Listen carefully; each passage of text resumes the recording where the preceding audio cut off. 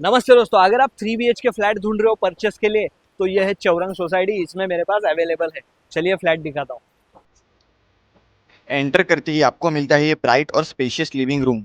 Large Windows की वजह से पूरा घर नेचुरल लाइट से भरा रहता है। साथ ही अटैच बालकनी आपको फ्रेश एयर और ओपन व्यू का परफेक्ट कॉम्बिनेशन देती है। ये है fully modular kitchen with ample storage space, cooking के लिए प्रैक्टिकल लेआउट और attach utility balcony daily use को भी और कन्वीनियंट बनाती है।